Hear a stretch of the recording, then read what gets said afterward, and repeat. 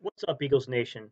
How you doing, NFL world? To our division rivals, and especially to the Dallas Cowboy fans who might be tuning in to watch, my name is Stephen Hyder. This is Gate City Sports Channel, and this is the sports channel where the cerebral NFL fan comes for about 10 minutes of daily content.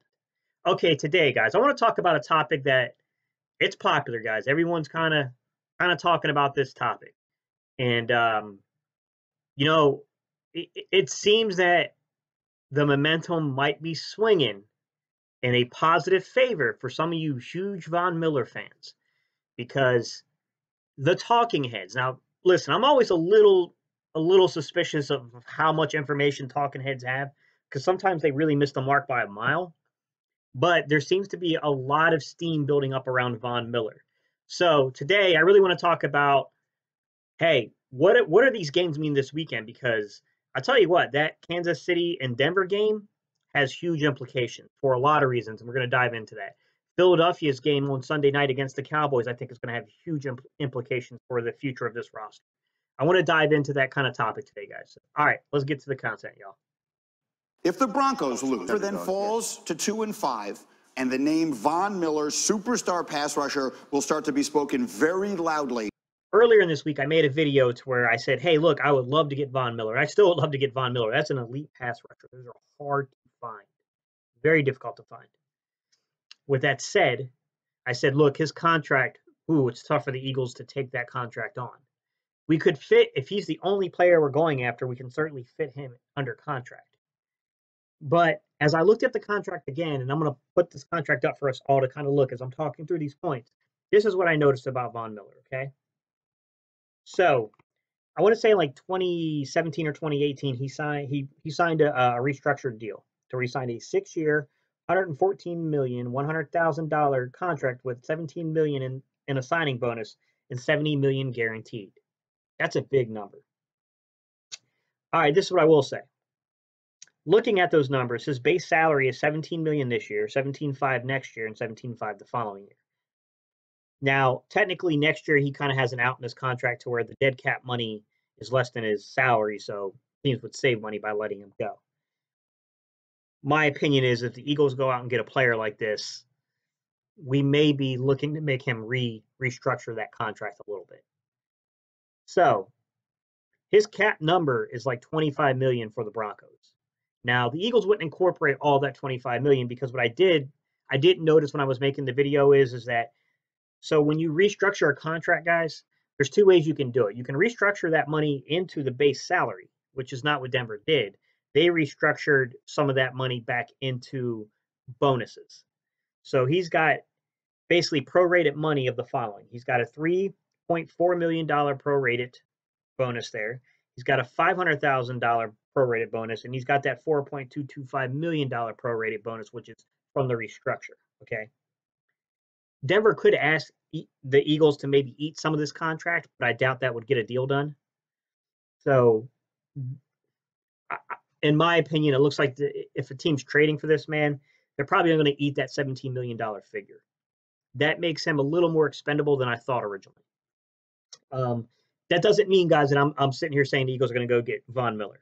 I'm saying it's not out of the realm of possibility if Von Miller is the centerpiece of what we're going after. Okay. I still think it would be tough to fit Von Miller and Chris Harris Jr. I'm not saying it's impossible. I'm saying it's a very difficult thing to do just because it eats up so much of our cap space. We only have 28 mil available. You got 17 million here tied up in one player, and then another almost 12 million tied up in the other player. Those numbers are like pushing us right up against the cusp of what our actual salary cap is. So unless there's major restructuring on the part of those two to come to Philly, it seems unlikely they would be packaged together. However, I don't know that it's out of the realm of possibility, especially if they could get some restructuring done, that the Eagles wouldn't go after a player like Von Miller and maybe Emmanuel Sanders. I don't think that's really that high of a possibility, but it could happen. But Von Miller is the piece that I would say it's not out of the question, guys. And I'm not 1,000% certain that we can feel comfortable saying that the Eagles are just going to target cornerbacks. I think corner is the bigger need. It's the bigger necessity out there that the Eagles need to incorporate into their roster. But with that said, an elite pass rusher, like I said, guys, it's really hard to turn down, and make no mistakes about it. Von Miller is an elite pass rusher, and that's the point I want to get into here in a second. Okay. Another guy that I'd like to talk about is Calais Campbell and Calais Campbell's contract. I'm going to post that up there for you guys to see. Calais Campbell signed a 4-year, $60 million, $6 million in signing bonus, and $30 million guaranteed contract, okay, with the Jacksonville Jaguars. He is scheduled to make $12 million in base salary this year, with prorated money of $1.5 million from a signing bonus, and then a $1 million option, okay? That prorated stuff is really on Jacksonville to pay, not us. So we'd basically be trading for $12 million for Calais Campbell. The following season, he would make $15 million, and then that prorated money that Jacksonville is eating is $1.5 and $1 million. The reason I point out Calais Campbell, guys, is because the dead cap figure makes a lot of sense on Calais Campbell. Calais Campbell's dead cap is minimal. No one's worrying about that dead cap number. But when you flip that and you look at Von Miller, boy, eating $28 million in dead cap for the Denver Broncos, that's serious, guys. That's a serious figure to eat. And I think Calais Campbell, although he's an older guy, this is a guy that you probably are not keeping past this year or the following year, because he'll be 34 by the end of the following year. With that said, whew, man, can you imagine a defensive line that can have Brandon Graham, that can have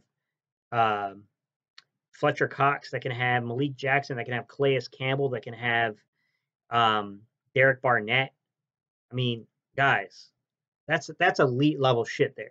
Even Tim Jernigan, when Tim Jernigan's back into this rotation, like, we would be a nightmare to block. Now, there's one more player I want to get into, okay? So I'm going to roll you back to a highlight, and then I'll talk about that player's contract and how I see them fitting in. Doing that, and last week against Baltimore, the last drive of the game. Okay, Carlos Dunlap. This is another veteran guy, about 30 years old. His contract numbers are surprisingly good. His base salary for this year is only $3.1 million. It jumps up next year to $7.8 million, but even last year underneath his contract, it's only up to $10.25 mil, which is, for the level of talent this kid is, those are good contract numbers. So I'm going to go into it, and I'll read everything, and I'll show you the contract, okay? And then we'll talk about Carlos Dunlap and why he makes sense. So to begin with, Carlos Dunlap, as I said, he's, a very, very efficient player, and he's a very, very low-end cost player for an elite pass rusher. It's kind of surprising, his contract number. He signed a 3-year, $40.650 million contract with $9 million in a signing bonus and $14 million guaranteed. Guys, that's nuts that he only had $14 million guaranteed. This kid's a good ball player. It's crazy to me. While his dead cap money can kind of tilt you, because, like, Cincinnati would have to eat a little more than what the contract is to actually deal him out, but it's not that much more to where it would completely, take away their ability to deal him. So that's not an issue there. He's got some prorated numbers. So this year on his base salary, he's making 3.1 with 2.25 million in a signing bonus. He's got a roster bonus of $4.5 million this year, and then he's got a workout bonus of $500,000. The following year, he makes $7.8 million. The prorated money that he was supposed to get from Cincinnati, this is money I don't anticipate the Eagles would have to eat, but it would be $2.25 million, $500,000 for that roster bonus, and then $500,000 for a workout. And then in his final year of his contract with that $10.25 million base salary, he has prorated money of a signing bonus of $2.25 million, $500,000 on a roster bonus, and then $500,000 on that workout bonus. So to me, this is a guy that makes a lot of sense. This is an elite pass rusher. I'm all in on someone like Carlos Dunlap, man. I think the money makes sense. I think the player's ability makes sense. And I think this guy drastically improves the Eagles' defensive line. I mean, if you got Carlos Dunlap, Brandon Graham, Fletcher Cox, later on in the season, Malik Jackson and Tim Jernigan, right? Hassan Ridgeway's played very good this year, so that's a guy I trust as a third defensive tackle coming in. And then on top of that, our fourth defensive tackle coming in, honestly, because of Jernigan. On top of that, you still have edge rushers who can get to the quarterback and guys that, you know, while they're banged up and injured a little bit, like Derek Barnett is still, you know, in a backup role like that where he's just third down pass rusher. Like he can still get there. He's just something's not right with Derek Barnett this year, and it's injury wise. But I'm comfortable with this kind of player, and I do think so. To end this conversation, guys, today, I do think there are other ways of addressing this position. There are other players that can address this position. I think Geno Atkins from Cincinnati is a good upgrade. I think you can go and get Tank McCarrister from Atlanta, Vic Beasley from Atlanta. Like there's a lot of different ways of addressing the defensive line. Going back to Jacksonville, instead of getting Calais Campbell, there's the other kid. I'm bummed. I don't know how you say that kid's name, but they have another young kid there that would be a good fit for the Eagles. Like there are a lot of different ways of addressing this particular pass rush.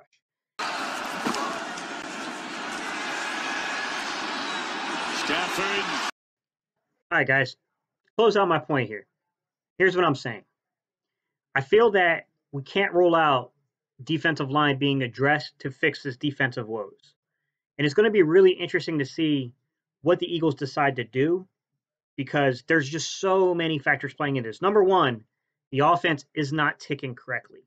It's not. It's really not. I mean, the running game is much improved from what it was last year. There's way more talent in the backfield than we had last year.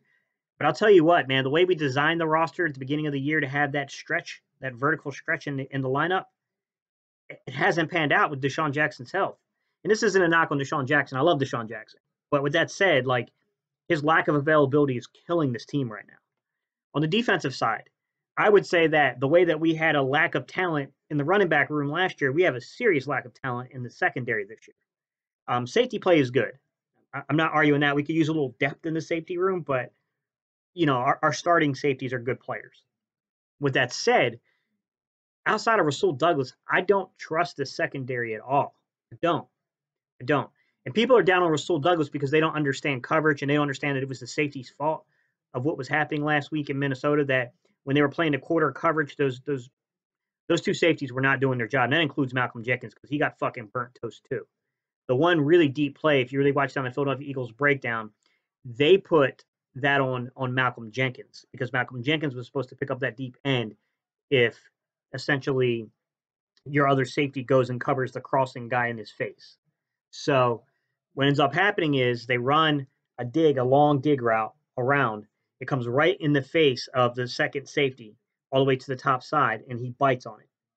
Well, when that happens, Malcolm Jenkins is supposed to be deep enough back to help and assist Rasul Douglas. Rasul Douglas is playing outside technique like he's supposed to. You know, I keep hearing people saying, oh, he's not fast enough. That's not what's happening at all. It's not what's happening. These are people who don't understand how to read film. Or they're just not putting any time into the film and just throwing out opinion. With that said, you know, one way we can improve this is by improving the pass rush. That helps the secondary out tremendously. And if you look, I showed you that clip of Detroit for a reason, because I feel like Detroit, Minnesota, Atlanta, Washington, those teams really went into max protection against us, playing 12-man personnel with two tight ends on the field. Then when you get to teams like Detroit and Minnesota, they were running out 21-man personnel, two fullbacks and a tight end on the field, play action a lot. Like they were doing everything, screens, everything they can to slow down the Eagles' pass rush. And what ends up happening in these type of games, guys, is when you start losing defensive, linemen, it gets harder and harder for these guys to win one-on-one battles, especially knowing that Fletcher Cox is not 100% yet. Fletcher Cox 100%, this shit doesn't happen. I'm not going to say the Minnesota game doesn't happen, but I don't think what happened in Detroit and Atlanta happens. With that said, look, you go out and you get a guy like Calais Campbell. You go out and you get a guy like Von Miller, a guy like Carlos Dunlap, a guy like Vic Beasley. Insert a numerous amount of defensive ends and defensive tackles there. It shores up this problem because then they start winning one-on-one, matchups. They start beating this damn max protect shit, blocking with tight ends, chipping with tight ends, chipping with the backs, running backs. Then we start beating that. This is my point about why I feel like it's not a guarantee we're going to trade for a defensive end or a defensive tackle, but don't be surprised if it happens. It could happen. All right, y'all, that's it. I'm going to ask you guys to like, comment, and subscribe at this point, man. It's time for me to jump off of here. Y'all know what to do. Y'all ready for this? EA A-D-L-E-S. All right, let's go Eagles.